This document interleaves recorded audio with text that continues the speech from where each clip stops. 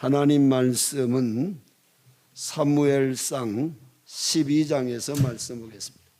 구약 성경 사무엘상 12장,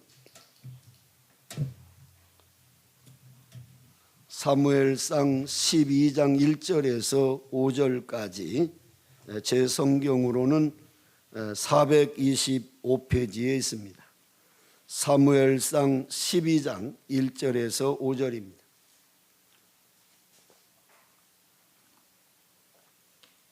찾으셨으면 제가 말씀을 봉독합니다. 사무엘이 온 이스라엘에게 이르되 보라, 너희가 내게 한 말을 내가 다 듣고 너희 위에 왕을 세웠더니 이제 왕이 너희 앞에 출입하느니라. 보라, 나는 늙어 머리가 휘어졌고 내 아들들도 너희와 함께 있느니라. 내가 어려서부터 오늘까지 너희 앞에 출입하였거니와 내가 여기 있나니 여호와 앞과 그의 기름 부음을 받은 자 앞에서 내게 대하여 증언하라. 내가 누구의 소를 빼앗았느냐, 누구의 나귀를 빼앗았느냐, 누구를 속였느냐, 누구를 압제하였느냐, 내 눈을 흐리게 하는 뇌물을 누구의 손에서 받았느냐. 그리하였으면 내가 그것을 너희에게 갚으리라 하니 그들이 이르되 당신이 우리를 속이지 아니하였고 압제하지 아니하였고 누구의 손에서도 아무것도 빼앗은 것이 없나이다 하니라. 사무엘이 백성에게 이르되 너희가 내 손에서 아무것도 찾아낸 것이 없음을 여호와께서 너희에게 대하여 증언하시며 그의 기름 부음을 받은 자도 오늘 증언하느니라 하니 그들이 이르되 그가 증언하시나이다 하니라. 아멘. 오늘 봉독한 말씀을 중심으로 사무엘의 퇴임사, 이렇게 제목을 잡아봤어요. 우리가 지도자라고 하는, 리더라고 하는 것은 지도력이라고 하는 것이 있어야 돼요. 지도력이 없는 사람을 지도자라고 얘기하지 않습니다. 자, 그렇다고 하면 우리가 하나님 앞에서 지도자로서의 삶을 산다라고 하는 것은 대단히 중요한데, 과연 오늘날 세워진 교회의 지도자들이 과연 지도력을 가지고 있나 하는 생각을 많이 갖게 돼요. 자, 그러면 리더라고 하면 리더십이라고 하는 지도력이 있어야 되는데, 기본적으로 지도자가 갖춰야 될 지도력이라고 한다면 몇 가지 대표적으로 말을 할 수가 있어요. 그 지도력의 첫 번째가 뭐냐면, 지도자가 되려면 최소한도 통솔력이라고 하는 것을 가져야 돼요. 다시 말하면 초등학교 반장이라도 되려면 차렷, 열중샷, 선생님께 경례, 이렇게 뭔가 자기 반을 통솔할 수 있는 능력, 이런 통솔력이 없으면 지도자가 될 수가 없어요. 두 번째로 지도력이라고 하는 것은 뭐냐면 추진력이 있어야 된다는 거예요. 이 추진력이라고 하는 것은 지나친 고집을 부리는 거나 또 뭐 어떤 자기의 어떤 주장을 하라고 하는 얘기가 아니라, 뭔가 하나님 앞에서 또 아니면 사회 직장에서나 학교에서나 어떤 옳은 일을 추진할 때에도 반드시 반대하는 사람이 있어요. 아무리 좋은 일을 교회에서 해도 반대하는 사람이 꼭 있습니다. 근데 많은 사람이 그래요. 나는 반대하는 사람이 한 사람만 있어도 안 한다. 그러면 그 사람은 아무것도 할 수가 없어요. 왜? 천하 모든 어떤 일도, 예수님이 하시는 일도 반대자들이 계속 나오는데, 하물며 인간이 어떤 일을 한다고, 좋은 일을 한다고 해서 100% 다 따라오는 사람 없어요. 반대자가 있어요. 그러나 그 반대자가 있을지라도 대부분의 많은 사람들이 옳다라고 생각하고, 내가 볼 때 옳다라고 생각하고, 하나님 말씀에 비추어 볼 때 옳다라고 한다면 강력하게 끌고 나갈 수 있는 추진력, 이 추진력이 없이는 지도자가 될 수가 없다는 거예요. 그리고 세 번째로는 뭘 갖춰야 되느냐? 설득력을 가져야 돼요. 내가 추진하고 나가다 보면은 그 일에 동조하지 않는 반대하는 사람들에게 뭔가 상처가 돼요. 그래서 우리 뭐 목사님이 아니면 뭐 장로님이 아니면 뭐 권사님이 뭐 학교에서 뭐 교장쌤이 뭔가를 일을 해나갈 때 반대하던 사람들이 계속해서 앞에서 지도자들이 끌고 나가면 뭔가 마음속에 상처가 된다. 그러니까 그들에게 뭐라냐, 자기의 의견과 왜 내가 이런 일을 이렇게 추진하게 되는가라고 하는 것을 잘 설득해서 그들도 함께 따라올 수 있도록 할 수 있는 능력, 그 능력이 있어야 이 사람은 지도자다라고 평가할 수 있다는 거예요. 그리고 네 번째로 기본적인 지도자의 지도력은 뭐냐, 인내력을 가져야 된다는 거예요. 여러분, 지도자가 굉장히 화려해 보이지만 앞에서 끌고 나가는 그 지도자들이 뒤에서 보면 저기는 참 앞장서서 대단하고 화려하고 멋있다. 근데 이 지도자들이요, 엄청나게 외롭습니다. 많은 사람을 이끌고 간다는 건 수없는 난관과 역경과 시련이 있고요, 수없는 공격도 받습니다. 아무리 좋은 일을 해도 반드시 공격하는 사람이 있어요. 시기 질투도 하고 외롭고 또 그 일을 추진하는데 얼마나 고난의 길들이 많은지 몰라요. 그때에 잘 참을 수 있어야 돼요. 나는 이 어려우니까 안 해. 뭐 이렇게 힘든 일을 왜 내가 돼? 왜 내가 십자가의 길을 가야 돼? 넓은 길로 가야지. 이런 사람은 지도자가 될 수 없어요. 잘 참아야 돼요. 인내해야 돼요. 그 인내력이 없이는 지도자의 덕목을 갖출 수 없다는 거예요. 그리고 다섯 번째 지도자가 갖춰야 될 지도력은 뭐냐, 감화력을 가져야 돼요. 이 감화력이 없으면 독재자가 됩니다. 그러니까 반드시 지도자가 어떤 일을 이끌어 나갈 때에 그 많은 그 대상들이 감동을 받을 수 있는 감화력을 갖는 지도자가 돼야 돼요. 그렇지 않으면 그 지도자의 결말이 결코 좋은 결말로 끝날 수가 없어요. 근데 제가 보니까 이 감화력이라고 하는 이 지도자가 되기 위해서 어떤 것들이 있는가를 생각해 봤어요. 대개 사람을 자기를 따라오도록 만드는 지도자들에 보면 세상적인 지도자들의 하는 방법은 세 가지예요. 자기를 따라오게 하는 방법이 세상적 지도자는 세 가지가 있는데, 첫째가 뭐냐면 폭력을 가지고 자기를 따르게 해요. 너 나를 따르지 않으면 죽일 거야. 막 폭력을 써가지고 따라와. 그러니까 그 지도자의 폭력 때문에 가기 싫지만 따라가는 사람이 있어요. 폭력을 가지고 따라오게 하는 사람.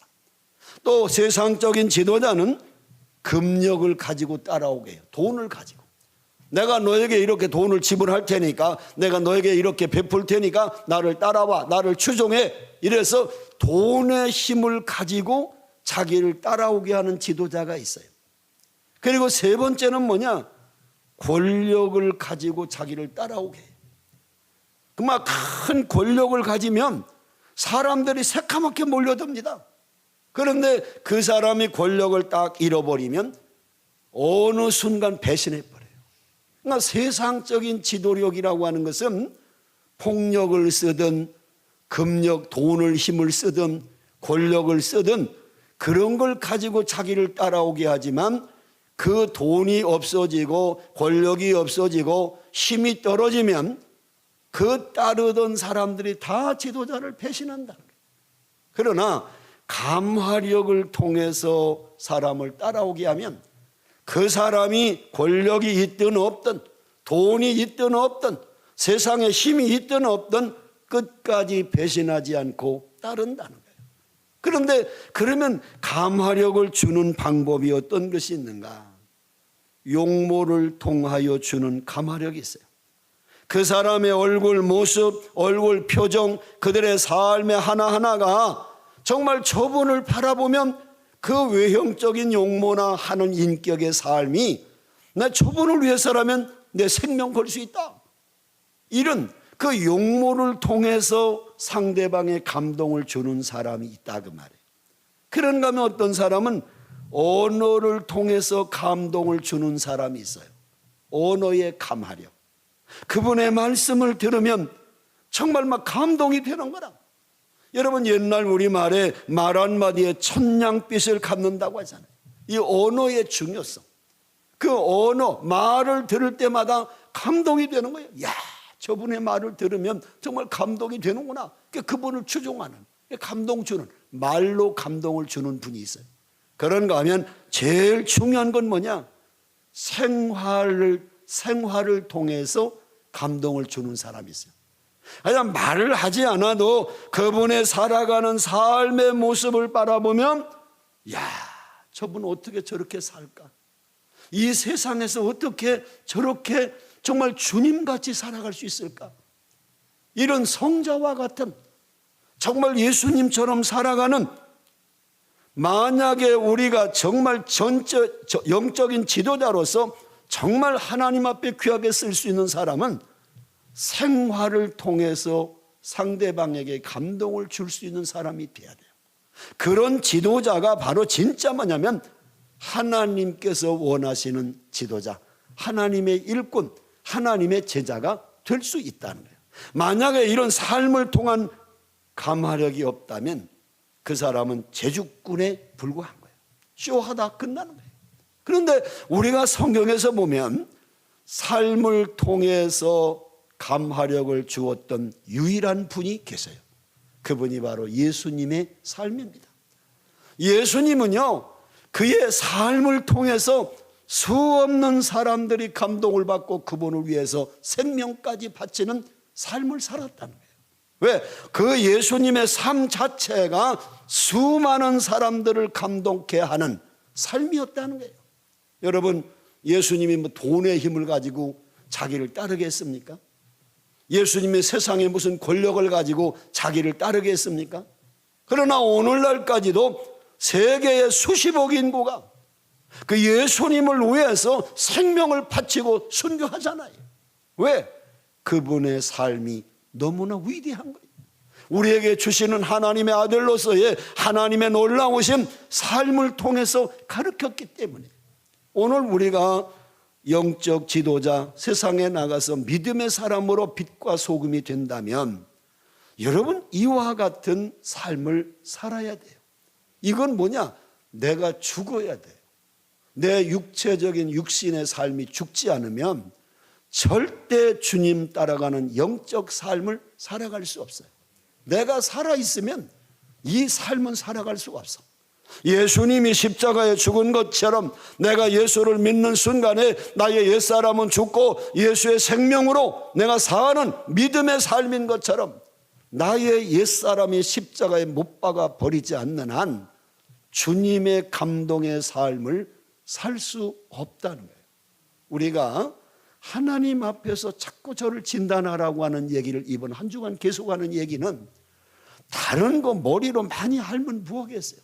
살지 않으면 의미가 없어요.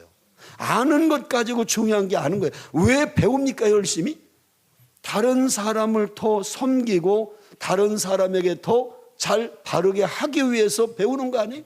돈을 왜 봅니까? 나누어 주기 위해서 버는 거 아니에요? 세상 사람들은 그러죠. 벌어서 남 주냐 이놈아? 성경은 뭐예요? 벌어서 남 주자. 배워서 남 주냐? 배워서 남 주자. 남 주려고 배우고 남 베풀려고 벌지 나 혼자 잘 먹고 잘 살라고 봅니까? 그건 인생이 아니죠. 그렇기 때문에 우리가 이 삶이라고 하는 것은요, 일회용이잖아요. 연습이 없고 앵콜이 없잖아요. 잘 살든 못 살든 한 번 사는 거잖아요.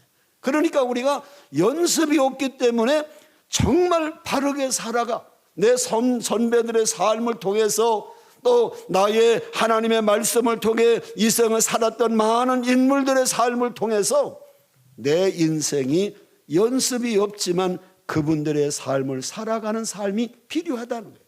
나는 성경에 예수님이 너희는 세상의 빛이니 너희는 세상의 소금이니 그 말에 참 불만이 많았어요. 아니 너희는 세상의 다이아몬드니 너는 세상의 무슨 진주니 이렇게 말씀하지 왜 우리 믿음의 사람들을 너희는 세상의 빛이다 세상의 소금이다 이렇게 말씀하셨을까? 제가 초창기에 전도사 때 이때 이해가 안 되더라고요. 근데 하나님이 기도 가운데 깨닫게 해주시는데, 야, 김 목사야, 너 왜 믿음의 사람들이 세상의 소금이라고 하는 줄 아냐? 이 소금에 대해서 이야기하는데요, 여러분, 이 소금이라고 하는 것은 뭐냐면 맛을 내는 역할을 하잖아요. 세상에 아무리 유명한 셰프라도 여러분, 음식에 소금을 빼버리면 음식 못 먹습니다. 소금을 얼마만큼 적절하게 넣느냐에 따라서 음식이 맛있기도 하고 맛없기도 하는 거예요. 간을 맞추는 게 굉장히 중요해요. 소금이 들어가야 맛을 내게 돼 있어요. 또 이 소금이라고 하는 것은 뭐냐? 썩는 것을 방지하는 방부제 역할을 해요. 소금이 들어가면 안 썩어. 그러니까 옛날 냉장고가 나오기 전 제가 어렸을 때는 생선이 뭐고 사오면 막 소금에 절여가지고 얼마나 짠지, 그 사온 생선 뼈 하나 빨아먹어도 밥 한 그릇 다 먹었어요. 얼마나 짠지. 왜냐하면 소금에 절여놓으면 안 썩어. 썩는 걸 방지하는 방부제 역할을 하는 거예요. 또 소금이라고 하는 것은 뭐냐? 치료제 역할도 했어요. 옛날에 약이 없을 때는 상처 나면 소금물로 막 발라주면, 엄마가 바르면 막 따가워서 힘든데 그래도 소금물을 발라놓으면 치료가 돼. 덫이 안 나. 그러니까 이 소금이라고 하는 것은 뭐냐? 맛을 내게 하고 썩는 걸 방지하는 방부제 역할을 하고 치료하는 역할을 하는, 너희가 이 세상에 나가서 그렇게 맛이 없는 인생, 살맛 없는 인생들에게 인생의 살맛 나게 하고 세상에 썩어져 가는 걸 방지하고 세상을 치유하는 역할을 너희들이 하라는 거예요. 그 소금이라고 하는 걸 제가 한번 생각해 보니까, 찾아보니까 바닷물 가운데서, 이 고여있는 물 가운데서 유일하게 썩지 않는 물이 바다예요. 바닷물. 다 고여있는 물은요 썩게 돼 있어요. 다 썩어요, 어디나. 그런데 고여있는 바닷물은 안 썩어. 왜 안 썩냐? 바닷물 속에 소금이 있기 때문에 안 썩어. 근데 소금의 농도가 얼마인가를 찾아보니까 바닷물이 100이라고 한다면 소금이 약 2, 3%가 들어있대. 2, 3%가 소금이래. 그래서 생명이 있고 모든 고기와 해초가 산다는 거예요. 그 소금물 때문에 바다가. 그렇다고 생각해 보세요. 그럼 우리 믿는 사람을 세상의 소금이라고 하면 대한민국에 약 1,000만 명이 예수 믿는다고 그래, 기독교인이. 그러면 아니 바닷물은 소금이 2, 3%만 있어도 안 썩는데 대한민국에 믿는 소금이 1,000만 명이면 약 20% 가까운 사람들이 믿는 사람이잖아. 소금이잖아. 그럼 대한민국은 썩지 말아야 되잖아. 20%가 소금인데, 믿는 사람인데. 사회가 왜 이렇게 음란하고 타락하고 죄가 가득한 사회로 바뀌냐? 결론은 간단해요. 소금이 맛을 잃어버렸기 때문에. 예수님 말씀처럼 소금이 맛을 잃으면 밖에 던지워져서 사람에게 밟힐 뿐이니라. 그러니까 결국 오늘날 교회 믿음의 사람이 세상에 가서 소금의 역할을 감당하지 못하고 맛을 잃어버린 소금이니까 세상 사람들로부터 손가락질 당하고 욕하고, 기독교가 아니라 개독교라고 하고, 믿는 사람을 가서 그렇게 믿을 것 같으면 나는 믿지 않는다라고 욕하고, 왜 우리가 세상에 나가서 소금처럼 뭔가 역할을 해야 되는데 맛을 잃어버려서 아무 역할을 못하는 거예요.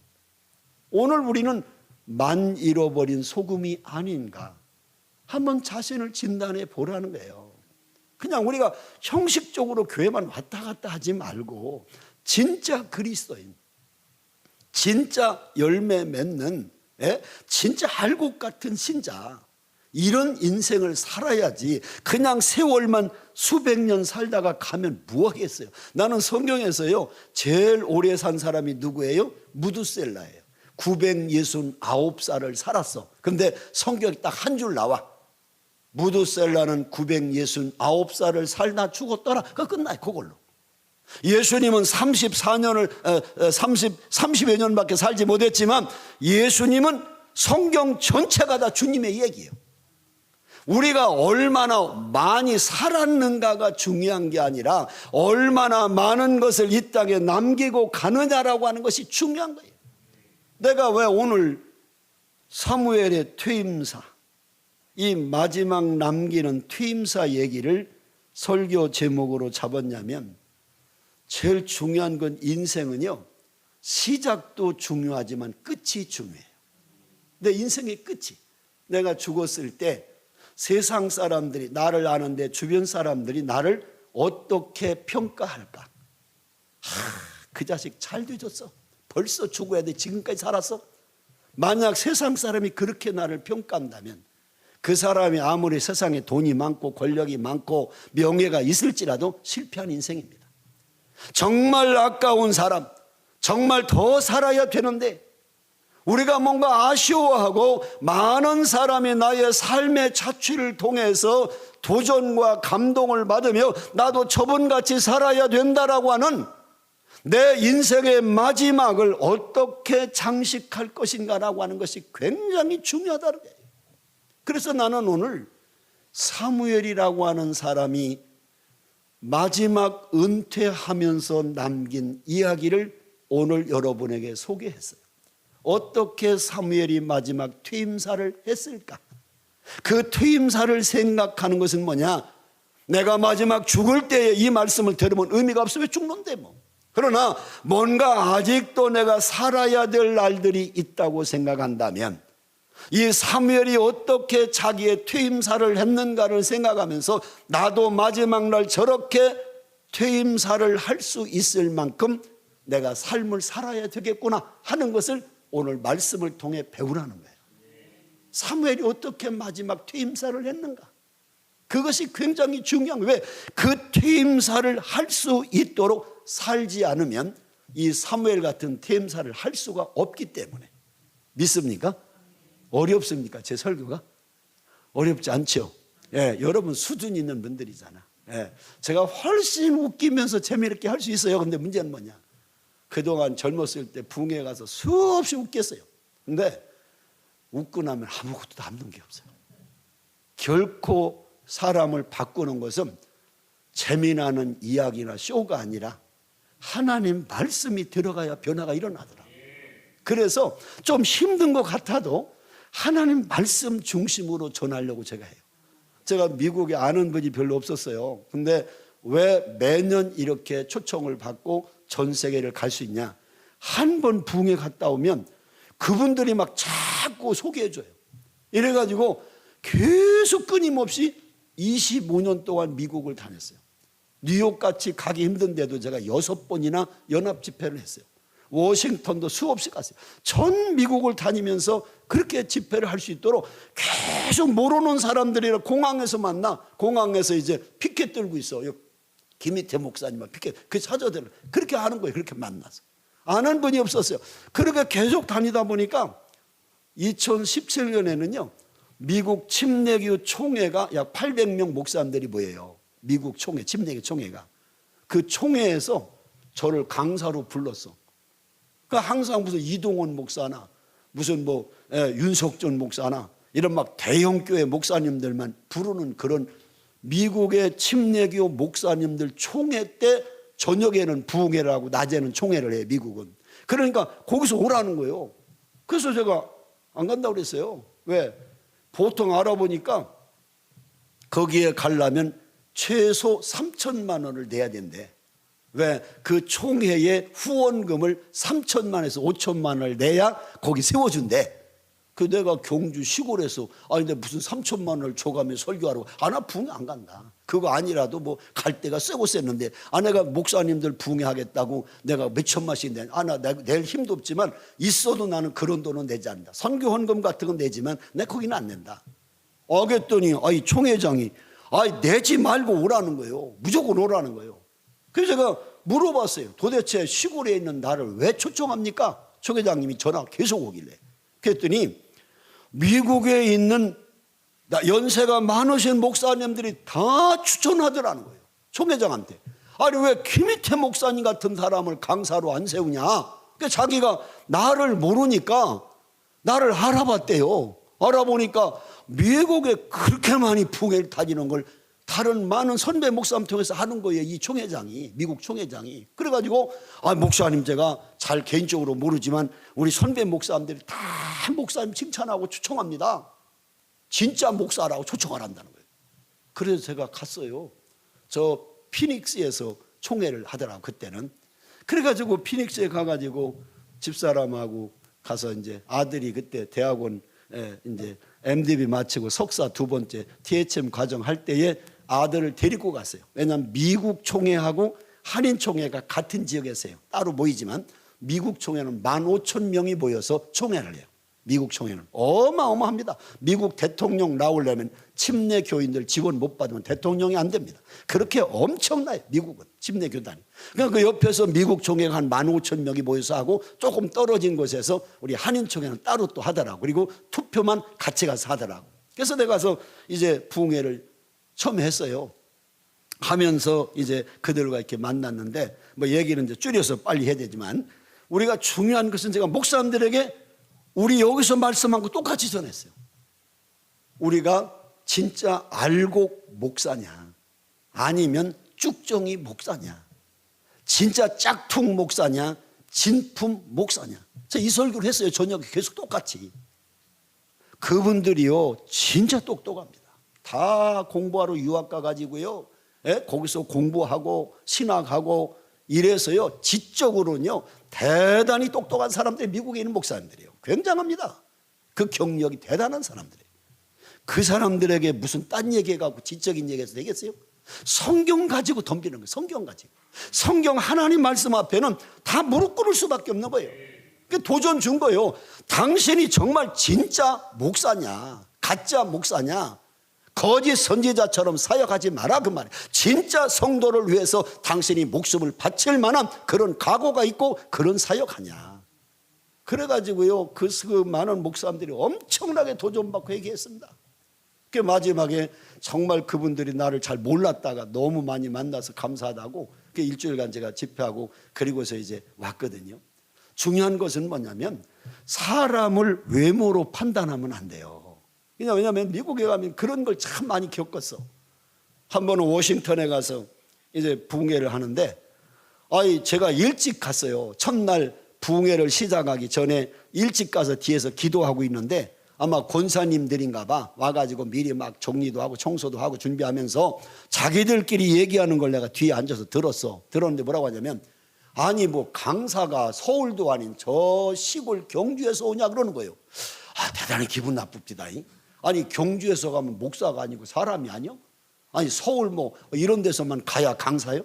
대단히 기분이 나쁘더라고요. 그래서 내가 딱 강단에 서서 그날 첫 시간에 뭘 얘기했냐면 나는 경주 시골에서 온 목사가 아니라 신라 천년 수도에서 온 목사입니다 그랬지 내가.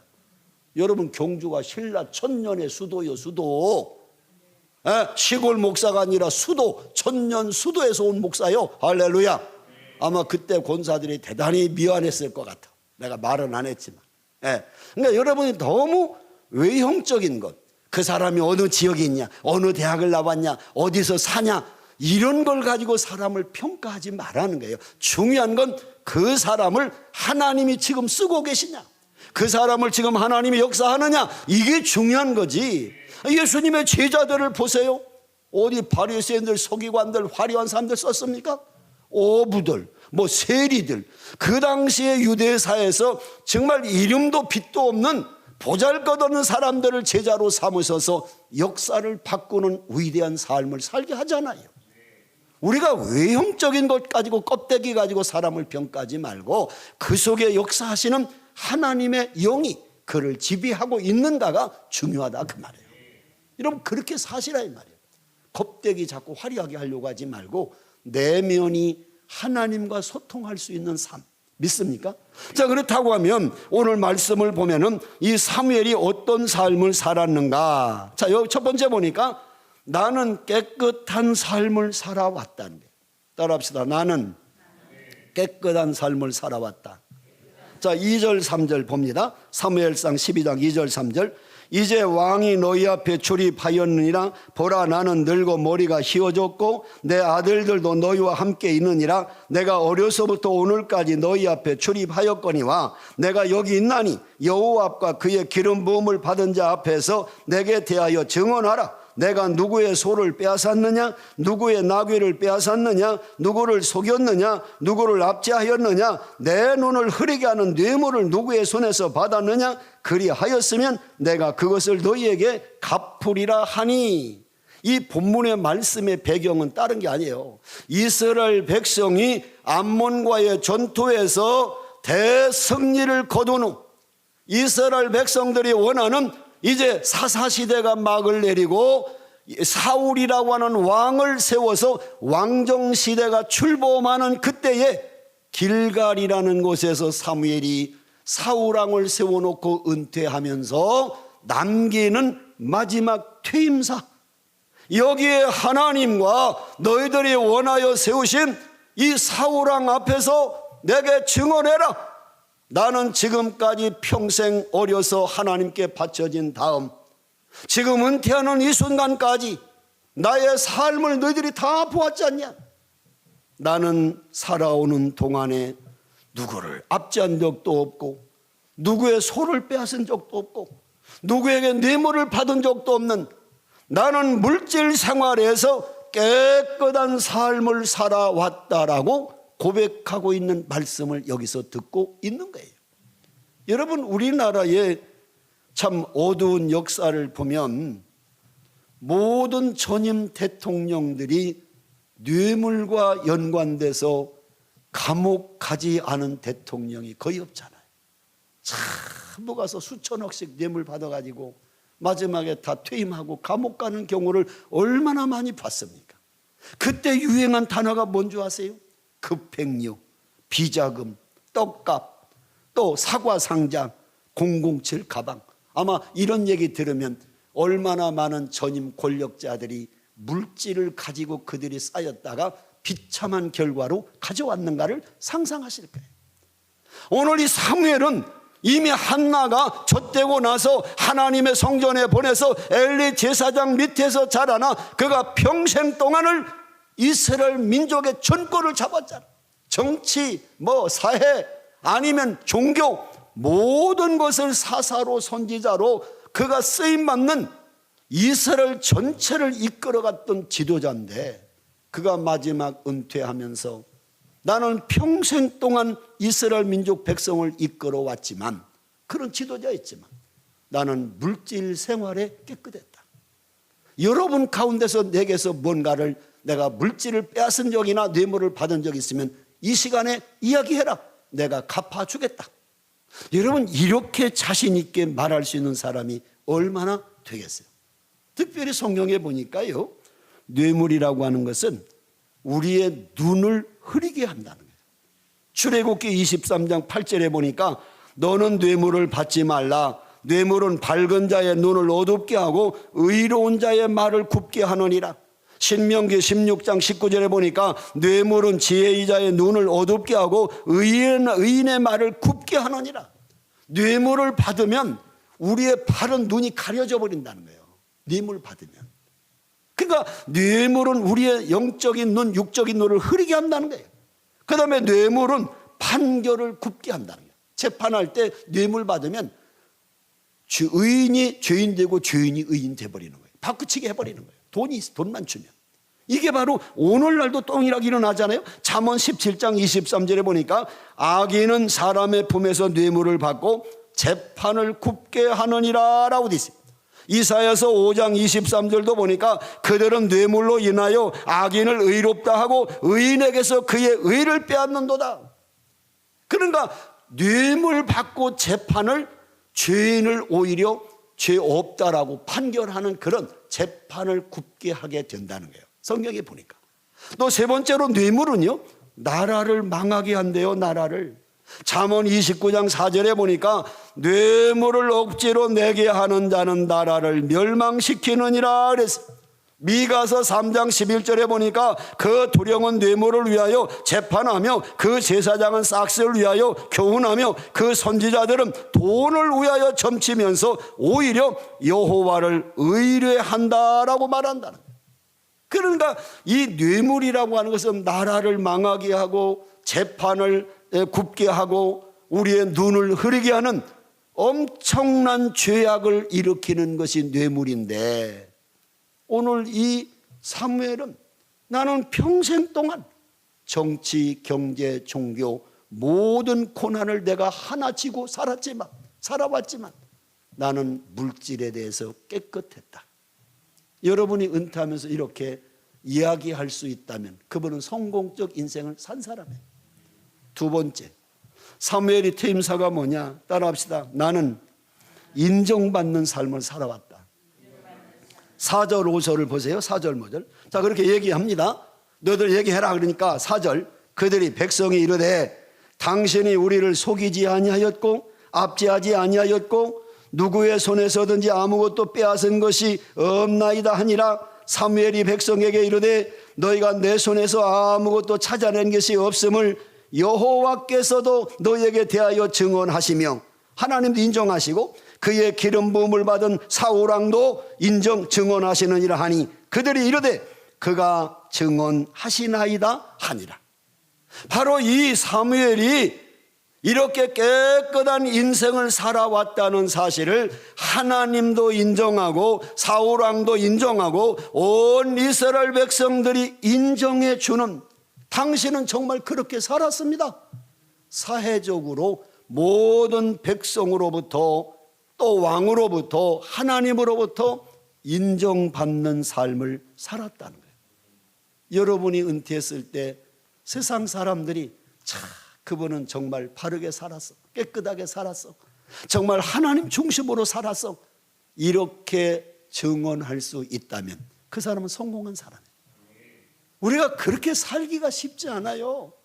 내 모든 삶을 옆에서 보고 듣고 한 사람들이 그렇게 그 사람을 죽었을 때 평가할 수 있을까? 쉽지 않은 거예요.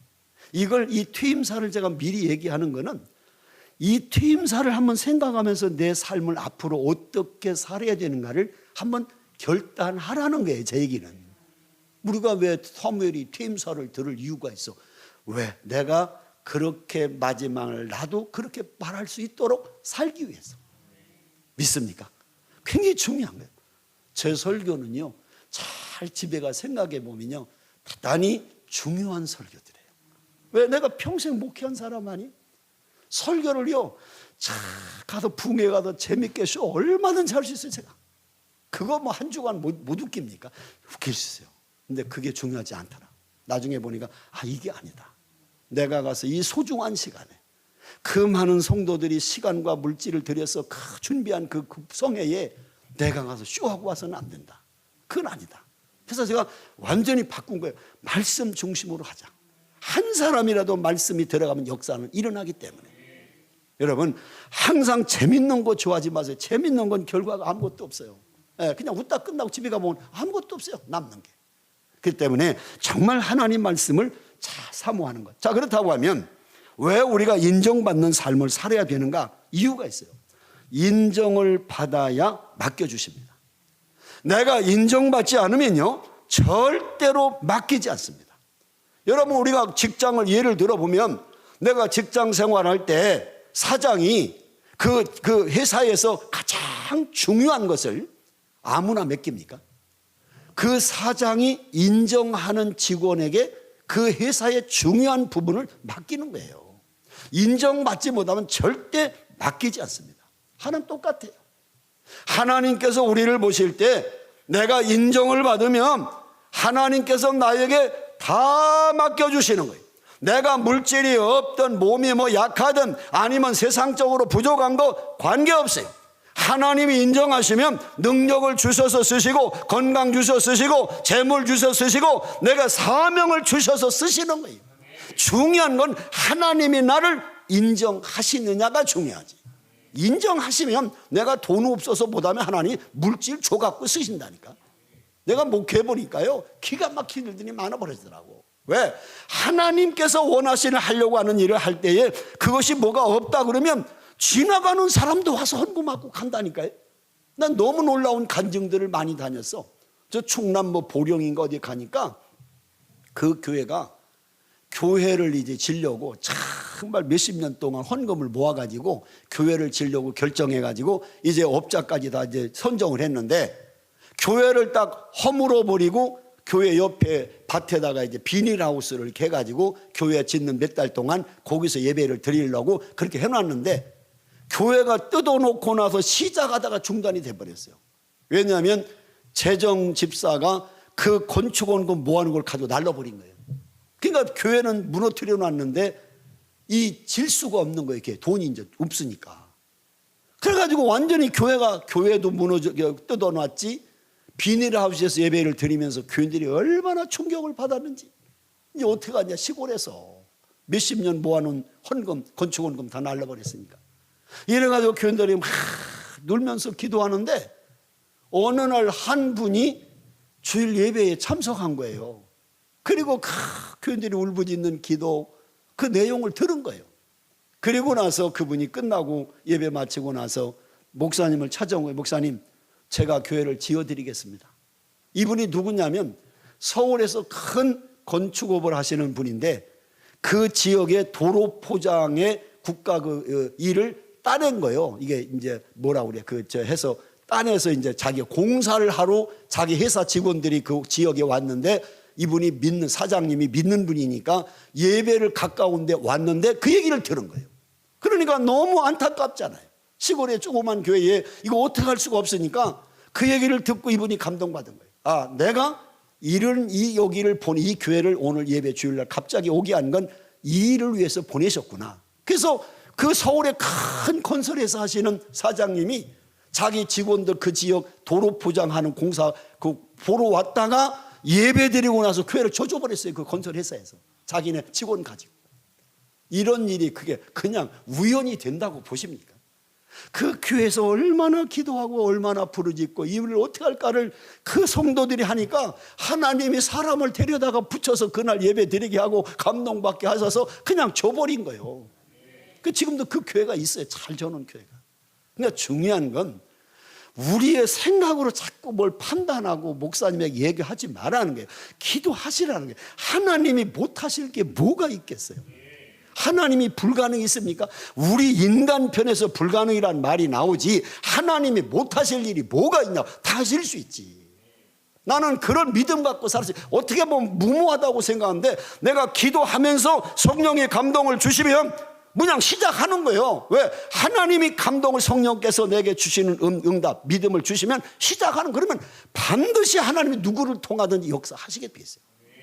그런 믿음대로 성장을 해야지. 언제까지 손에 돈이 있어야지, 사람이 있어야지, 그러면 아니 손에 돈이 있으면 그거 안 믿는 사람도 할 수 있어요. 돈 있는데 뭘 못해? 다 하지. 우리는 무에서 유를 창조하시는 하나님을 아버지로 고백하고 있잖아요. 여러분, 하나님을 진짜 아버지라고 부릅니까? 하나님 아저씨라고 부르지 않습니까? 하나님 아버지, 이게 얼마나 중요한지 몰라요. 왜? 제가요, 우리 아들이, 딸하고 아들하고 둘인데, 딸은 고등학교 마치고 독일로 유학 가서 음악을 해요. 그래서 독일에 가서 독일의 함부르크 국립음대를 학사 석사 7년간 공부하고 옆에 오스트리아에 가서 그라츠 국립음대 작곡의 세계 최고 대학에 거기 가서 박사 받고 한국에 와서 교수하다가 결혼했어요. 제 남편이 연대 의대 교수요. 그래가지고 지금은 결혼한 지 애를 못 낳아가지고 9년 동안 애를 못 낳았어요. 게다가 작년에 애가 자연적으로 임신이 돼가지고 애 낳아서 이제 돌질았어.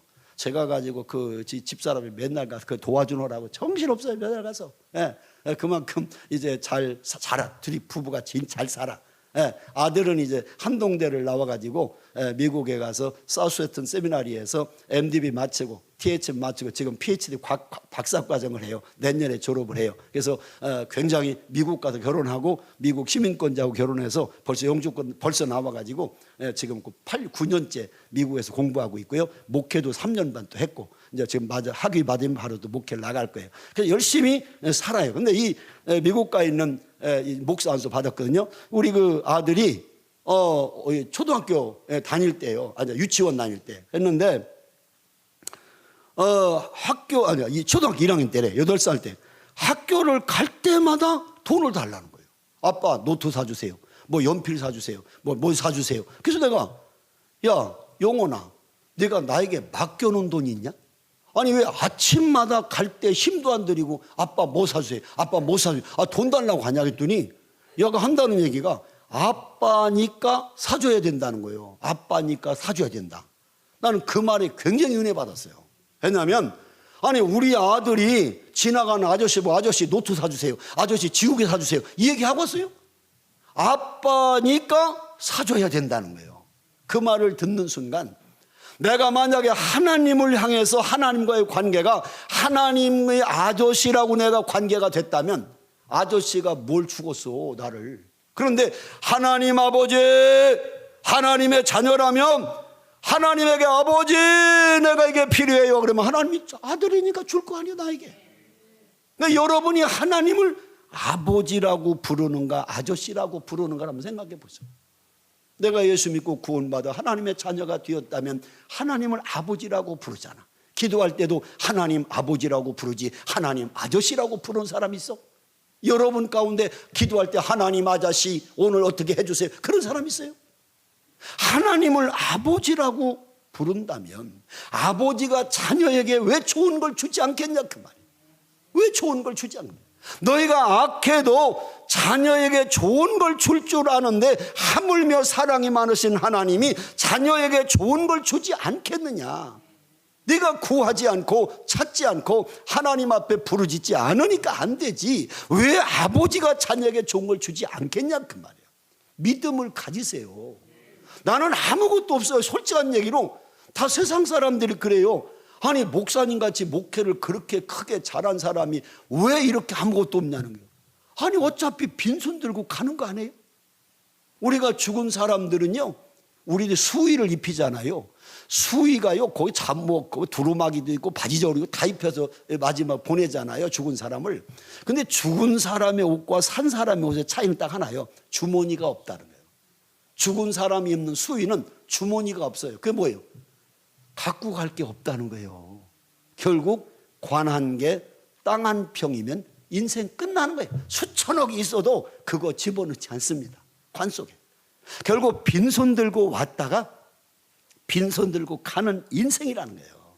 너무 욕심 부리지 말고 있는 것에 감사하고 하나님께 영광 돌리시기를 주의 이름으로 축원합니다. 유대인의 지혜서라고 하는 탈무드에 보면 이런 얘기가 있어요.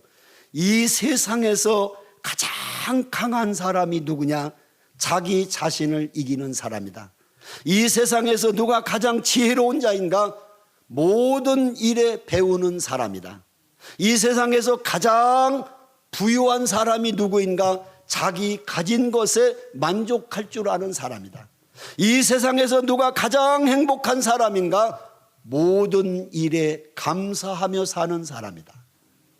여러분 부자가 딴 게 아니에요. 내가 가진 것에 그저 감사하다 만족하는 사람이 부자고, 가장 행복한 사람이 누구냐? 내가 오늘도 살아가는 삶에 있어서 내가 행복한 건 뭐냐면 그저 감사하다 감사하다 감사하게 사는 사람이 행복한 사람이에요. 수천억을 가지고도 나는 더 벌어야 돼, 이런 사람은요 불행한 사람이에요. 단돈 10만 원만 있어도 하나님 나 만족해요, 그러면 그 사람은요 부자인 사람인 거예요. 인생을 여러분 살 때 좀 수준 있게 사시라 그 말이에요. 세상 사람처럼 돈 뭐니 해도 뭐니가 좋아 이러고 살지 말고, 어차피 다 놓고 갈 걸 뭘 이렇게 붙잡고 늘어지냐고. 다 놓고 갈 걸. 주님을 위해서, 하나님의 나라 영혼을 구원을 위해서 하나님께 드리는 것만이 하나님께서 받을 수 있다고 하잖아, 상급으로. 왜 세상에 다 놓고 갈 것에다만 썩을 것대로만 쌓아놓고 하나님 나라에는 그렇게 인색하냐 말이야. 우리가 정말 하나님 앞에서 진실하게 우리 스스로를 돌아보자는 거예요. 우리가 친구 만나면요 밥 먹고요 커피 먹으면요 몇십만 원 나가요. 그런데 하나님 앞에 단돈 10,000원 헌금하려면 막 덜덜덜 떨려. 아까워서. 네 생명 오늘 걷어가면 그 많은 재산이 네 거냐? 끝나는 거예요. 아무것도 아닌 거예요. 그래서 저는 물질에 이미 자유한 사람이에요. 제가 돈 많이 벌었던 사람이에요. 사업했었던 사람이니까. 돈 잘 벌었어요. 내가 이렇게 벌면 돈 대전에서 진짜 재벌 되겠구나. 그래서 제 친구들은요 대전에 백화점도 하는 사람이 있어요. 친구가. 그때 같이 장사했던, 사업했던. 그러니까 막 저 가면 막 지금도 자랑해요. 김 목사 뭐 돈 있어? 나는 막 이 빌딩 내 거야. 막 내 백화점도 내 거야. 저는요 하나도 안 부러워요. 야, 그 백화점, 그 수백억 하는 백화점 네 거면 너 죽으면 그거 갖고 가냐, 관 속에? 어차피 놓고 갈 거야. 나는 아무것도 가진 게 없으니까 누가 나 강도가 올 수도 없어. 왜? 가진 게 없는데 뭘 강도가 오고서 나 돈 뺏으러. 그러니까 자유한 거예요. 어디 가도 자유롭고 오늘 하나님 내 생명 불러가도 자유롭고. 왜? 뭔가 남겨놓은 게 그런 게 없으니까 애들이 와 돈 달라고 할 거 다 결혼 잘 살고 있어요. 다 하나는 미국에서 살고 하나는 한국에서 살지만 우리 그 사위도 이번 10월에 미국 교환교수로 가요. 교환교수로 가는데 미국에서 1년 교환교수로 가는데 얼마나 능력이 있냐면 미국에서 영주권을 준대야. 당신은 미국 가서 살으랴. 왜? 교환교수로 가는데 원체 유명한 사람이에요. 예, 연대의대에서도 유명해. 수술로 아주 유명한 사람이라 미국에서 그걸 다 정보를 알고 너는 교환교수로 와서 미국에서 살아라. 영주권을 줘버렸어 아예. 여러분 교환교수 1년 가면서 영주권까지 바꾸고 가는 교수가 흔합니까? 흔하지 않습니다. 그러니까 그렇게 잘해. 왜? 하나님 앞에 바로 서니까 그냥 열어주는 거예요. 하나님 막 길을. 그러니까 여러분이 인생을 살면서 너무 세상적인 관점으로 옹기종기 하지 말아요. 우리는 하나님의 자녀답게 수준 있게 살자는 거예요. 그래서 저는 아무것도 가진 게 없어요. 사모랑 둘이 그냥 사는 건데 매달 안 굶고 잘 살아가도록 탁탁탁탁 맞춰주셔. 지금도 그렇게 살다가 가면 되지. 뭐가 그렇게 세상 걸 쌓아놔야 되고 내 이름으로 등기를 해야 되고 그거 다 헛수고입니다. 헛수고. 너무 이렇게 애착하지 마세요. 자유하세요. 믿습니까? 예. 그다음에 인정받아야 비밀을 알려주시고요. 예. 하나님은 인정받는 사람에게 비밀을 알려주십니다. 그리고 인정받아야 들어쓰시는 거예요. 그러니까 여러분이 하나님께 인정받고 사람에게 인정받고, 반대로 말하면 하나님께 인정받으면 사람에게도 인정받습니다. 사람에게 인정 못 받으면 하나님께도 인정 못 받습니다. 그건 반드시 알아야 돼요. 그러니까 내가 하나님께 인정받냐 못 받냐를 내 사는 주변 사람들이 나를 정말 하나님의 사람으로 인정하는가? 내 말하는 걸 정말 진실하다고 인정하는가? 내 삶을 통해서 사람들이 정말 존경하는가? 이걸 보면 알아요. 어떤 사람은 그래요. 나는 세상 사람한테는 인정 못 받아도요 하나님께 인정받아요. 착각하지 말아요. 사람에게 인정 못 받으면 하나님도 인정하지 않습니다. 그걸 아셔야 돼요. 마지막 세 번째, 나는 기도의 삶을 살아왔다. 이게 사무엘이 세 번째 고백 퇴임사예요. 자, 23절 보세요. 12장 23절. 제가 아까 안 읽었는데요. 본문 12장 23절 보세요. 시작. 나는 너희를 위하여 기도하기를 쉬는 죄를 여호와 앞에 결단코 범죄하지 아니하고 선하고 의로운 길을 너희에게 가르칠 것인즉. 무슨 얘기예요? 그 백성들 앞에서 사무엘이 고백합니다. 나는 너희를 위하여 기도하는 죄를 결코 여호와 앞에서 범치 아니했다는 거예요. 평생 동안 나라와 민족을 위해서 기도를 중단하지 않는 삶을 살았다. 나는 영적에서 하나님과의 관계를 한 번도 끊어지지 않게 기도의 삶을, 영적인 삶을 나는 중단하지 않고 살았다. 이렇게 온 백성들 앞에서 자유롭게 말할 수 있는 퇴임사라면 사무엘이 얼마나 위대한 인생을 살았느냐는 거예요. 여러분이 그렇게 말할 수 있어요? 나는 이 말씀에서 기도 않는 것이 죄라고 하는 걸 깨달았어요. 나는 평생 동안 기도를 쉬는 죄를 범치 아니했다고 지금 말하잖아요. 그러니까 여러분이 기도 않는 것은 죄요, 죄. 내가 왜 죄인입니까? 매 순간순간 기도했습니까? 그걸 대답할 수 없다면 죄 짓고 있는 거지. 우리가 성경을 가지고 자기를 보아야 돼요. 왜 기도가 중요합니까? 우리가 기도를 어떻게 상징합니까? 하나님과의 영적인 대화가 기도라는 거예요. 내가 하나님과 대화를 하는 건 어때요? 관계가 좋다는 거 아니에요? 하나님과 늘 대화하는 사람은 하나님과 관계가 좋은 관계예요. 또 이 기도라고 하는 것은 뭐냐? 영적인 호흡과 같다 그러잖아요. 영적인 숨 쉬는 거. 우리가 육체가 죽는 게 뭐예요? 호흡이 끊어지면 죽는 거예요. 호흡이 끝나면 육체 죽잖아요. 영적으로 죽는 게 뭐냐?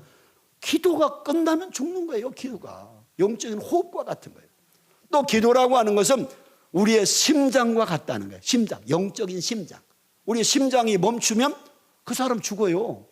뭐 지위가 높든 나쁜 돈이 있든 없든 죽어요. 그 사람은.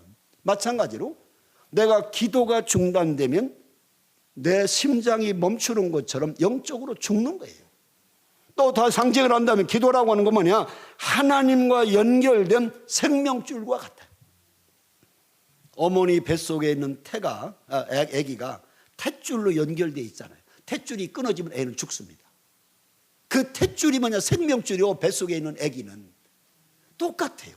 하나님과 연결된 생명줄이 바로 기도라는 거예요. 기도. 그래서 기도가 중단되면 영적으로 그 사람은 죽습니다. 그러니까 우리가 성경에 뭐죠? 항상 기뻐하라. 그 다음 뭐라고 해요? 쉬지 말고 기도하라. 모든 범사에 감사하라. 이것이 그리스도 예수 안에서 너희를 향하신 하나님의 뜻입니다. 그러니까 기뻐하고 기도하고 감사하는 것은 그리스도인들에게서 하나님이 원하시는 뜻이라는 거예요. 여러분 그렇게 사셔야 될 거 아니에요? 기도합니까? 기도 안 해요. 오늘날 코로나 왔다고요. 정말 기도가 중단된 교회들이 너무 많습니다. 안 나와요. 핑계대고. 그러니까 아니 목회자라도 나와서 교회를 기도하고 지켜야 되는데 이것도 안 되는 거예요. 다 쉬어버리는 거예요. 오늘날 코로나 끝나고 나서요, 대한민국의 모든 교회 통계를 제가 보니까 약 40% 교인이 줄었대요. 100명 모이는 교회가 40명이 안 나오는데 아예 교회를. 모든 교회들이 그렇게 지금 됐다는 거예요. 영적으로 끊임없이 이 생명줄이 끊어지 막 연결돼야 되는데 끊어져 버리는 거예요. 그래서 다 죽어버리는 거지. 오늘 여러분 사람이 많고 뭐냐 적게 뭐냐 중요하지 않아요. 하나님께서 인정하시는 사람이 얼마나 모이냐, 얼마나 하나님의 제자가 많이 그 교회에 모이냐, 이게 중요하지. 수만 명 모여도요 하나님이 찾으시는 사람이 없다면 그 사람은 그 교회가 무슨 의미가 있어요? 그냥 세상적인 건물에 불과한 거예요. 아무 의미가 없어요. 정말 하나님이 사랑하는, 하나님이 인정하시는, 오늘 사무엘과 같이 물질적으로 깨끗하고 사회적으로 인정을 받고 영적으로 기도 생활이 중단되지 않는 이런 퇴임사를 할 만큼 바른 영적 지도자가 교회 안에 많이 있을 때 그 교회가 영적 파워, 영적 힘이 있는 교회가 되는 거다 그 말이에요. 역사를 바꾸는 건 많은 사람이 있어서 되는 게 아니라 한 사람이 바꾸는 거예요. 믿습니까? 나는 그 한 사람이 이 시대에 여러분이 되기를 주의 이름으로 축복합니다. 시간이 6시 됐어요. 빨리 끝내야지. 더 하면 은혜가 못 받아. 왜? 빨리 가야 되니까. 자, 그럼 우리가 하나님 앞에 간절하게 기도하고 자유롭게 돌아가시는데 한번 기도해 봅시다. 하나님, 나도 사무엘과 같이 마지막 퇴임사를 이렇게 할 수 있도록 하나님 내 삶을 바꾸어 주시옵소서. 하나님, 내가 이제 얼마 살지 모르지만은 하나님 내가 사는 날 동안 나는 물질적으로 깨끗하게 살고 하나님 사회적으로 많은 사람에게 인정받고 영적으로 하나님과의 관계인 기도가 중단되지 않는 하나님 이런 퇴임사를 마지막 유언으로 남기고 내가 세상을 떠날 수 있도록 인도해 달라고 이 시간 주여를 한번 간절히 부르짖으면서 통성으로 기도하다가 자유롭게 돌아가시기 바랍니다. 주여